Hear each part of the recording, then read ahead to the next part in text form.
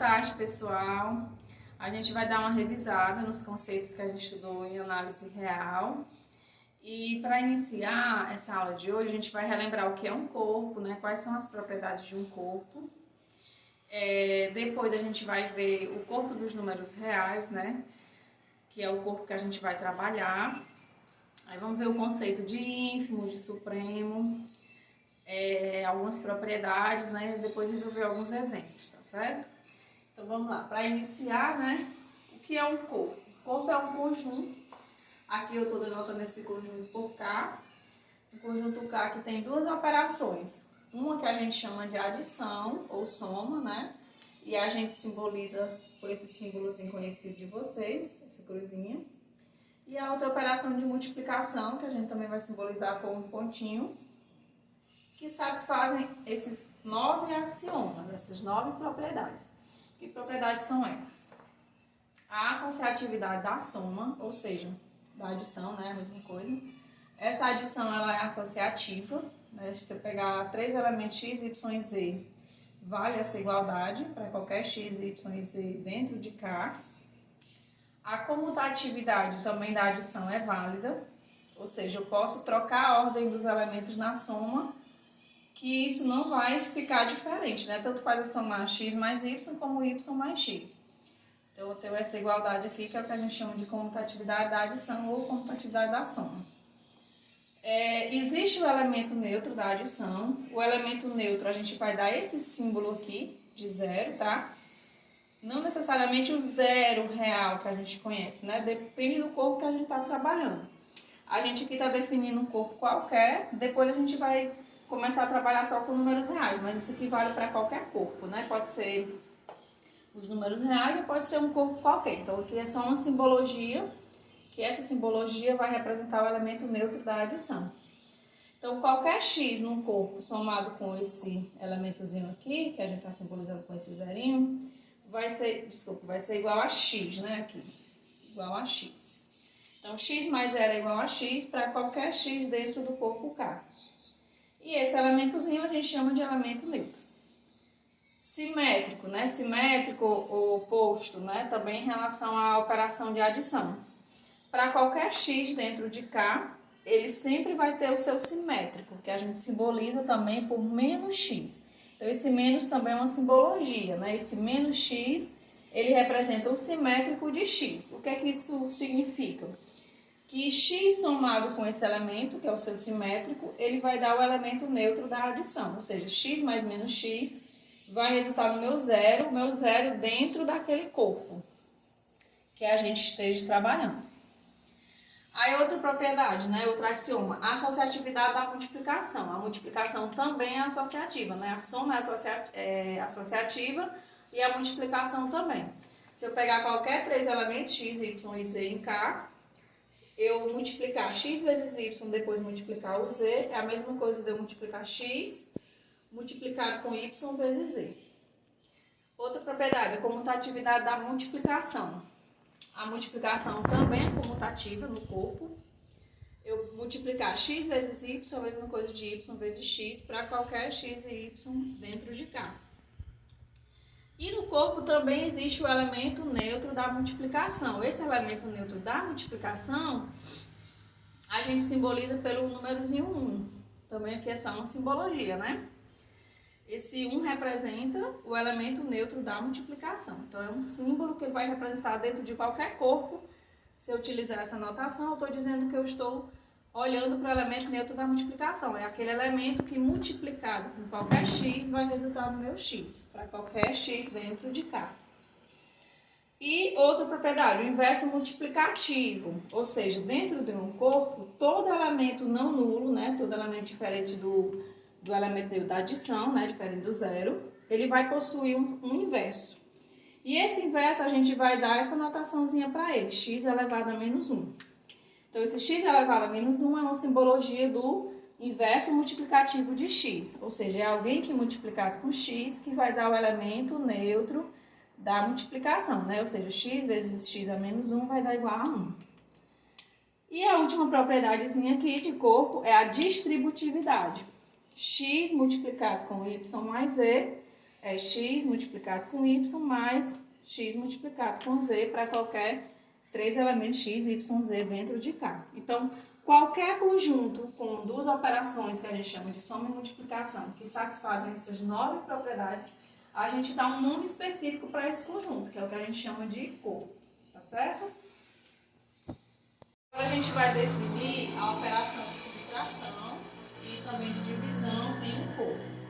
Então, o que é a subtração em um corpo, né? A subtração, ela vai pegar dois elementos do corpo, x e y, e ela vai associar a uma diferença, né? Que a gente chama de diferença entre esses dois elementos. Ou a subtração entre esses dois elementos, né? Que a gente vai representar por x menos y. Quem é x menos y? X menos y nada mais é do que x somado com o simétrico de y. Então, eu subtrair, né, o x do y, né, x menos y, é eu pegar o x e somar com o simétrico do y. Então, a subtração nada mais é do que a soma de um elemento com o simétrico de outro. E a divisão? A divisão, quando eu tenho y diferente de zero, e eu pego um certo x no corpo K, então, quando eu quero dividir x dividido por y, que a gente pode representar assim, né? X, tracinho, y aqui no denominador. Então, x dividido por y nada mais é do que eu multiplicar o x pelo inverso do y, o inverso em relação à multiplicação. É claro que esse inverso, né? Para poder existir, o inverso do y, ele tem que ser diferente de zero. Então, para a gente poder fazer a divisão, a gente tem que ter esse y diferente de zero, para poder fazer sentido eu falar em inverso. Então, a divisão entre x e y, né, x dividido por y, nada mais é do que a multiplicação do elemento x com o inverso do y. Aí tem uma observação aqui, né, que eu acabei de falar, deixei aqui mais em destaque também para vocês lembrarem que eu não posso dividir por zero, né? Essa expressão x sobre zero não existe, não faz sentido. A gente só pode dividir quando esse elemento aqui for diferente de zero. Aí que a gente tem algumas propriedades importantes dentro de um corpo K qualquer. Então, qualquer corpo K, ele vai satisfazer essas 8 propriedades. Essas propriedades, elas são demonstradas a partir daqueles axiomas da definição de corpo que a gente exibiu agora há pouco. Então, que propriedades são essas, né? Se eu tiver x menos y, né, que é a subtração desses dois elementos, igual a um outro, né, um terceiro, z, x menos y igual a z, é equivalente a eu dizer que x é igual à soma de y mais z. Então, se eu tiver essa igualdade, eu obtenho essa, e se eu tiver essa, eu obtenho essa. Eu tenho uma equivalência entre essas duas igualdades. Outra propriedade, o que é que essa daqui está dizendo? Estou dizendo que o simétrico do simétrico é o próprio elemento, né? O simétrico do simétrico de x é o próprio x, para qualquer x dentro de um corpo. Aí aqui eu tenho esse 3 e esse 4 que a gente chama de lei do corte. A lei do corte para a adição e a lei do corte para a multiplicação. O que é que me diz essa lei do corte? É aquela velha regrinha que a gente diz, corta esse com esse, né? E vai ficar x igual a y. Então, se eu tiver a igualdade x mais z igual a y mais z, eu posso cortar esse z com esse z e eu obtenho que x é igual a y. É a lei do corte para a adição. E a lei do corte para a multiplicação? Se eu tiver x vezes z igual a y vezes z, eu posso cortar esse z aqui? Pode, mas aqui tem que ter cuidado que esse z, eu tenho que ter a condição que esse z tem que ser diferente de zero para poder fazer sentido eu cortar, tá certo? Então, se x vezes z for igual a y vezes z, eu só posso fazer esse corte na multiplicação se o z for diferente de zero. Se isso acontecer, então eu corto e fico que x é igual a y. A outra propriedade, qualquer x multiplicado pelo elemento neutro da soma, que é o zero, x vezes zero, vai ser sempre zero para qualquer x que eu tenho no corpo. E se eu tiver a multiplicação x vezes y igual a zero, dentro de um corpo, eu posso garantir que ou x é zero ou y é zero. Sempre que eu tiver a multiplicação de dois elementos resultando no zero e eu tiver dentro de um corpo, ou esse é zero ou esse é zero. Um dos dois. Outra regrinha, né? A 7 e a 8. Aquela regrinha que a gente chama de regra dos sinais, que a gente estuda lá no ensino fundamental, né? Então, essas propriedades, elas justificam aquelas regrinhas dos sinais. Se eu pegar o simétrico de x e multiplicar por y, é a mesma coisa de eu pegar x e multiplicar pelo simétrico de y, que é a mesma coisa do simétrico de x vezes y. É aquela regrinha que a gente diz na multiplicação, menos com mais é igual a menos, né? Então, essa propriedade, ela justifica essa regra. E essa última aqui, essa 8, também é aquela regrinha que a gente diz menos com menos é mais, né? Então, essa propriedade aqui dentro de um corpo qualquer justifica aquela regrinha dos sinais também que a gente estuda. Então, o simétrico de x multiplicado pelo simétrico de y é o produto x vezes y. Então, todo corpo K vai satisfazer essas 8 propriedades que são decorrentes da própria definição de corpo. E um corpo ordenado. Já viu a definição de corpo, né? Agora a gente vai ver o que é um corpo ordenado. Então, o corpo ele é ordenado quando ele possui um subconjunto, a gente está representando esse subconjunto aqui por P. A gente vai chamar esse subconjunto de conjunto dos números positivos. E esse subconjunto, ele tem que satisfazer essas duas propriedades, P1 e P2. A primeira propriedade garante que qualquer dois elementos que pertencem a P, a sua soma vai pertencer a P e o seu produto também pertence a P. Ou seja, a soma e o produto de números positivos é um número positivo. E a outra propriedade me diz o seguinte: se eu tiver qualquer elemento dentro do meu corpo K, qualquer x dentro de K, uma das seguintes alternativas acontece. Ou esse x ele é o elemento neutro da adição, né, que é o zero, a gente simboliza pelo zero. Ou o x ele é positivo, ou o menos x, ou seja, o simétrico de x é positivo. Então, eu tenho ou x é zero, ou x pertence a P, ou menos x pertence a P. Isso para qualquer elemento dentro de K. Então, se eu tiver um subconjunto dentro de K que satisfazem essas duas propriedades, eu digo que o meu corpo K ele é um corpo ordenado. Aí, uma outra representação. Quando a gente simbolizar esse menos P, né? O P é um conjunto, né? Esse símbolo menos P, ele vai representar o conjunto dos elementos menos x, onde o x pertence a P. Ou seja, são os simétricos do x, né? Onde cada x está dentro de P. E esse conjunto menos P, a gente chama o conjunto dos números negativos. Então, para qualquer corpo K, né? Que no caso ele é um corpo ordenado, eu posso escrever ele como a união desses três conjuntos. Os números positivos, né, que a gente representa por P, unido com os números negativos, que a gente representa por menos P, unido com o zero, que é o elemento neutro da adição. Então, quando eu faço essa união, que é uma união disjunta, né, não tem interseção, então essa união vai resultar no meu corpo K. E aqui a gente tem uma propriedade, né, bem legal. Dentro de um corpo ordenado, qualquer elemento diferente de zero que eu pegar dentro daquele corpo, o quadrado dele sempre é um número positivo. Ou seja, eu peguei qualquer elemento de K, diferente de zero. Então, eu garanto, né, se esse meu corpo ele é ordenado, eu garanto que o quadrado desses elementos, de qualquer um desses elementos, vai ser sempre um elemento de P. O quadrado vai estar sempre em P. Ou seja, o quadrado de qualquer número não nulo vai ser um número positivo, tá certo? E agora a gente vai ver a definição de ordem. Ordem num certo corpo. Então, no corpo K, a gente escreve essa simbologia, né, essa desigualdade x menor do que y, a gente lê assim, né, x, aí esse símbolo aqui menor que y. Então, o que significa dizer que x é menor que y? É dizer que a diferença y menos x é um número positivo, né? Pertence a P. P é aquele conjuntinho que a gente definiu, que é chamado conjunto dos números positivos, que está contido no corpo K. Em outras palavras, eu também posso escrever isso, ou então, em forma de igualdade, eu posso dizer que o meu y ele é escrito como x somado com um certo z. Onde esse z é um número positivo, né? Eu estou acrescentando alguma coisa com o x. Então, o y ele é o x mais esse certo z, onde z é um elemento de P. Ou seja, z é um elemento positivo. Então, escrever x menor do que y significa isso, né? A diferença y nessa ordem, y menos x pertence a P, ou também y igual a x mais z, onde z é um número positivo. Aí aqui a gente tem algumas propriedades em relação à desigualdade, em relação à ordem no corpo K. Então, se eu digo que x é menor que y e o y é menor do que um outro elemento, né, menor do que z, onde esses elementos são elementos de um corpo, então isso vai implicar que o x é menor do que z.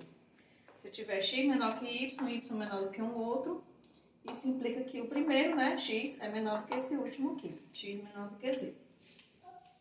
Outra propriedade, se eu tiver x e y no corpo K, exatamente uma dessas alternativas ocorre, né? Exatamente significa que apenas uma pode ocorrer, eu não posso ter mais de uma ao mesmo tempo. Então, ou x é igual a y, ou x é menor do que y, ou x, essa simbologia aqui significa maior, tá? X maior que y. Né? Por exemplo, quando eu estou escrevendo aqui x menor do que y, significa também, em outras palavras, que esse y, ele é maior do que o x, tá? Então, escrever isso é a mesma coisa de escrever isso, tá certo? X menor do que y significa y maior do que x. Então, aqui nessa propriedade, ou x é igual a y, ou x é menor do que y, ou x é maior do que y. Ou, em outras palavras, né? Aqui no caso, o y menor que x. É a mesma coisa, né, Rebeca? Eu apaguei, eu tô apagando tudo. Pois não apague não, ajuda a mamãe. Outra propriedade aqui, se x é menor do que y, eu posso somar um z de um lado e do outro para a desigualdade e eu ficar x mais z menor que y mais z. Isso para qualquer z dentro do corpo K. Certo? Ó, Rebeca, do pincel, toma. Risca lá. A outra propriedade, se x é menor do que y, na multiplicação, né, o que eu posso fazer? Eu posso multiplicar o z de um lado e do outro da desigualdade. Se esse z for positivo, se o z for positivo, essa desigualdade permanece no mesmo sentido. E se o z for negativo, essa desigualdade, ela troca de sentido, né? O x seria menor do que o y, vai implicar x multiplicado com z vai ser maior do que y multiplicado com z. Então, quando o z é positivo, permanece o mesmo sentido da desigualdade. E quando o z é negativo, esse sentido muda. Outra propriedade, se eu tenho um x menor que y e um x' menor do que y'. Então, eu posso somar x mais x', e isso vai permanecer menor do que y mais y'. Então, permanece essa desigualdade aqui se eu somar esse com esse e esse com esse. Isso para qualquer elemento x, y, x', y' dentro do corpo K. E na multiplicação, tem alguma parecida? Sim, tem. Se eu tiver x menor que y e ambos maiores do que zero, né? E eu tiver também o x' menor que o y' e ambos maiores do que zero, eu posso multiplicar x vezes x' e y vezes y' e continua essa desigualdade no mesmo sentido. X vezes x' vai ser menor que y mais y'. Mas lembrando que eu tenho que ter essa condiçãozinha aqui, né? De serem maiores do que zero. E agora, o que seriam elementos não negativos? Quando eu falo não negativo, é porque eu tenho que o elemento ou ele é zero ou ele é positivo, né? Então, quando eu digo assim, por exemplo, x menor ou igual que y, significa que x é menor que y ou x é igual a y. Então, isso significa, em outras palavras, né? Eu ter essa desigualdade aqui, significa que a diferença y menos x é não negativa, ou seja, pertence a P ou pertence a esse conjuntinho unitário formado só pelo zero, né? O que significa isso? Ou essa diferença é positiva, ou essa diferença é zero. Então, os elementos não negativos são elementos que ou pertencem a P, né? Ou são zero. Então, quando é positivo ou é igual a zero, a gente chama de elementos não negativos. Então, ó, no corpo K ordenado, a gente tem a seguinte desigualdade, né? Que a gente chama de desigualdade de Bernoulli. Essa desigualdade vale para todo número natural n e para x maior que menos 1. maior ou igual que menos 1. Então, o que é que essa desigualdade me fala? Ela diz que eu somar 1 mais x elevado a n, para todo n natural, é maior ou igual do que 1 mais nx. Isso, né, lembrando, só é válida essa desigualdade para x maior ou igual que menos 1 e dentro de um corpo ordenado K, certo? Aí agora vamos para a definição de valor absoluto. Se eu tiver um corpo, né, um corpo ordenado, se eu pego qualquer x pertencente a K, eu defino esse valor absoluto de x, né, ou módulo de x, que a gente também conhece, como sendo que valores? Bem, o módulo de x, ou valor absoluto de x, ele é o próprio x quando esse x for maior que zero, for positivo. Esse módulo de x é o próprio zero se o meu x já for zero. E esse módulo de x é menos x se o x for negativo, se x menor do que zero. Então, o módulo de x, né, ou valor absoluto de x, é definido dessa forma. Aí a gente pode, a partir dessa definição, né, a gente pode concluir que o módulo de x é o máximo, é o maior entre esses dois números, x e menos x. Em outras palavras, eu posso dizer que o módulo de x, né, a partir da definição, o módulo de x é sempre maior ou igual do que o próprio x, para qualquer x que eu tiver no corpo. E o módulo de x também é sempre maior ou igual que menos x, né? Por quê? Porque ele é o máximo entre esses dois números.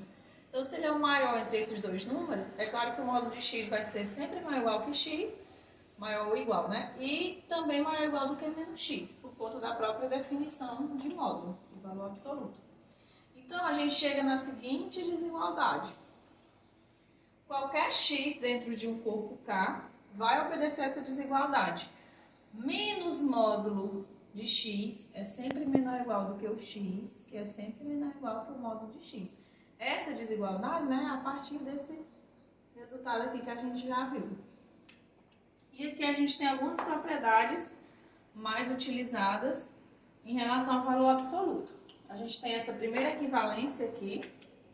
Essa equivalência me diz que para qualquer x e a dentro de um corpo K, se eu tiver menos a menor ou igual que x, menor ou igual do que a, isso é equivalente a dizer que o x é menor ou igual que a, né? Por conta daqui, ó, dessa parte. E também, ao mesmo tempo, pelo fato do menos a ser maior ou igual, menos a ser menor ou igual do que o x, então significa que menos x é menor ou igual do que a. Então, essa desigualdade é equivalente a essas duas. E essas duas são equivalentes a eu dizer que o módulo de x é menor ou igual que a. Por quê?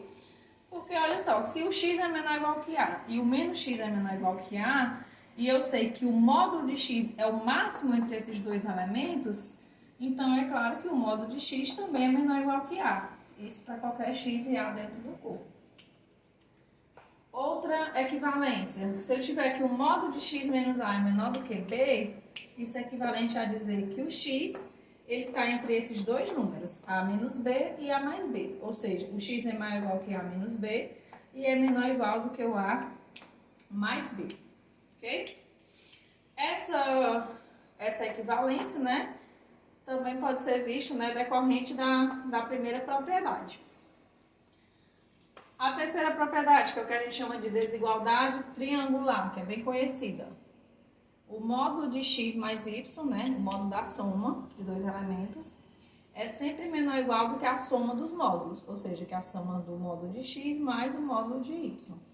Essa desigualdade é chamada de desigualdade triangular.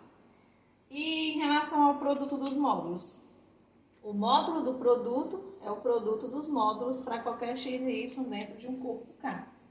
Ou seja, módulo de x vezes y é igual a módulo de x mais módulo de y. Outra propriedade aqui, o módulo, né, a diferença entre esses dois módulos, módulo de x menos módulo de y, é menor ou igual que o módulo dessa diferença, ou seja, o módulo do módulo de x menos o módulo de y, que por sua vez é menor ou igual que o módulo de x menos y. E esse é o último, módulo de x menos z, é menor ou igual que módulo de x menos y mais módulo de y menos z. Essa daqui é decorrente da desigualdade triangular. E essa daqui, né, também dá para você utilizar pelas propriedades de módulo e pela desigualdade triangular também. Dá para você demonstrar essa sim. Conjunto limitado, né?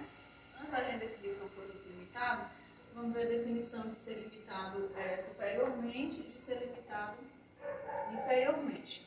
Então, eu tenho um certo subconjunto, né, que estou chamando de X, ele é subconjunto de um corpo ordenado K. E aí, quando é que esse subconjunto ele é chamado de limitado superiormente? Quando existe algum elemento de K, ou seja, não precisa ser do X, né, mas fora mesmo do corpo. Fora do X, né, pode ser. Basta estar dentro do corpo. Então, eu estou pegando um elemento P de K, tal que o B ele é maior ou igual do que X para todo X e X, tá?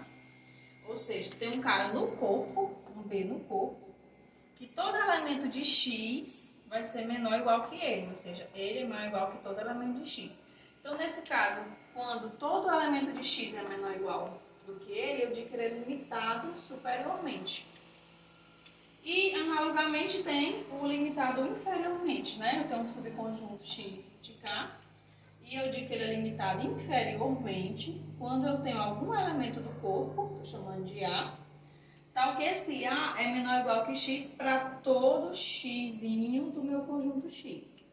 Então, se todo mundo daquele conjunto, todo X daquele conjunto é maior ou igual do que um Azinho, um certo Azinho do corpo, eu digo que esse meu conjunto X ele é limitado inferiormente.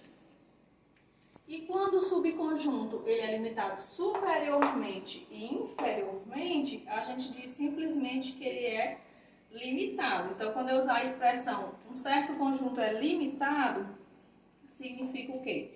Que vai existir um certo A e um certo B dentro do corpo, tal que todo elemento do X, que é X, né? Que todo elemento de X, todo Xzinho de X, vai ser maior ou igual que um certo A e menor ou igual que um certo B. Então, quando isso acontece, eu digo que o meu subconjunto ele é limitado. Ou seja, ele vai ser limitado inferiormente e superiormente. Aqui a gente tem um teorema, né? Isso foi demonstrado em sala. A gente aqui está fazendo só um resumo de tudo que a gente já viu, né, nas aulas anteriores, só pontuando os resultados principais. Então, esse teorema foi demonstrado em sala. E esse teorema, ele me dá a equivalência de 3 afirmações, né? Dentro de um corpo ordenado K, essas afirmações são equivalentes.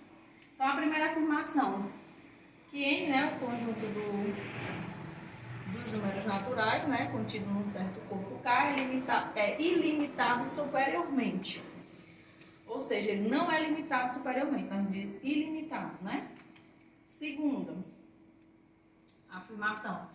Dados quaisquer dois elementos de K, onde um deles é maior que zero, né, no caso o A maior que zero, vai existir sempre um natural, tal que N, produto de N vezes o A, vezes esse cara que é positivo, é maior do que esse B. Então, para cada A que eu pego maior que zero, sempre vai existir um N que multiplicado com ele é maior do que B. Então, eu estou dizendo que essa afirmação é equivalente a essa, dizer isso é equivalente a dizer isso, e também é equivalente a dizer essa outra afirmação, ou seja, essas 3 afirmações são equivalentes. O que é que me diz a terceira? Dado qualquer número positivo em K, um certo corpo, vai existir sempre um natural onde essa desigualdade acontece. Então, essas 3 afirmações, elas são equivalentes. Afirmar uma é equivalente a afirmar qualquer uma das outras. E aí a gente vem à definição de corpo arquimediano. Um corpo vai ser chamado de arquimediano quando ele obedecer qualquer uma dessas 3 propriedades, né? Por que qualquer uma? Se ele obedecer uma delas, como elas são equivalentes às outras, então ele vai obedecer a qualquer uma dessas 3. Então, basta que ele satisfaça alguma dessas aqui, ele tem um nome específico. Esse corpo é chamado de corpo arquimediano. No caso dos números reais, né, que a gente vai ver daqui a pouco, falar dos números reais, ele é chamado de um corpo arquimediano, porque ele vai satisfazer essas propriedades, tá certo? A definição de um conjunto ser limitado inferiormente e superiormente. Então, a partir daí, agora a gente vai ver a definição de supremo e de ínfimo.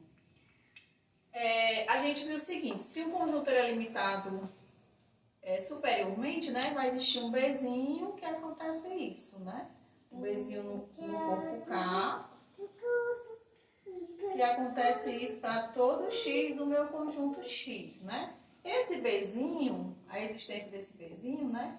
Esse elemento B, que limita superiormente todos os elementozinhos de x, ele tem um nome que a gente chama de cota superior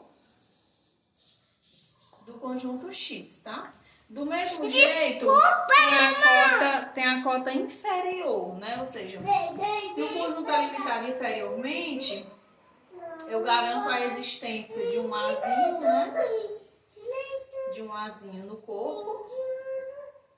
Isso aqui acontece para todo elemento xzinho do conjunto x. Aí, esse elementozinho A, ele também tem um nome, né? Ele está limitando todos os elementos de x inferiormente. Então, ele é chamado de cota inferior de x.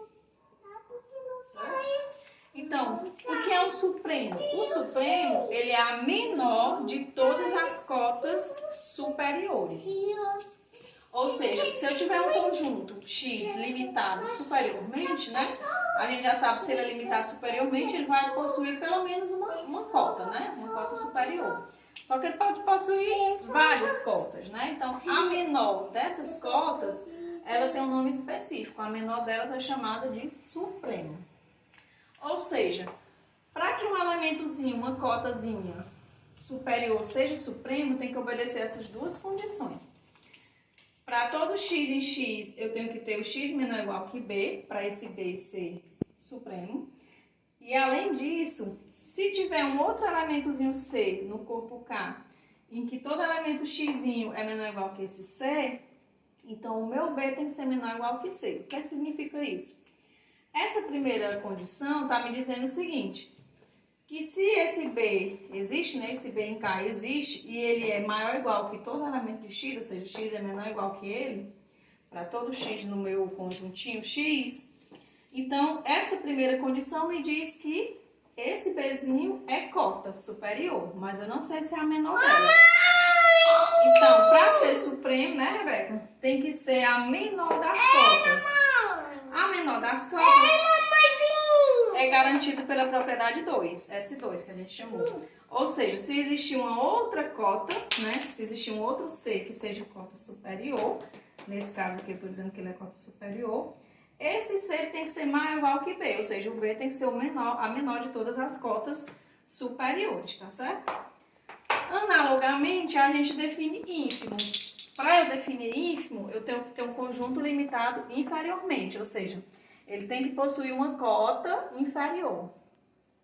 A maior, estou chamando essa cota inferior de A. A maior dessas cotas, a maior de todas essas cotas inferiores, eu dou o nome de ínfimo.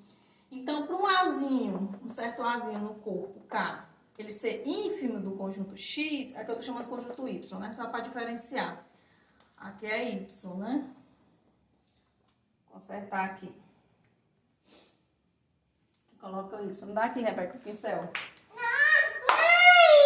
Y, né? Para que ele seja uma cota, para que ele seja a maior das cotas, né? Primeiro de tudo, ele tem que ser cota e tem que ser a maior delas, ou seja, tem que obedecer essas duas condições.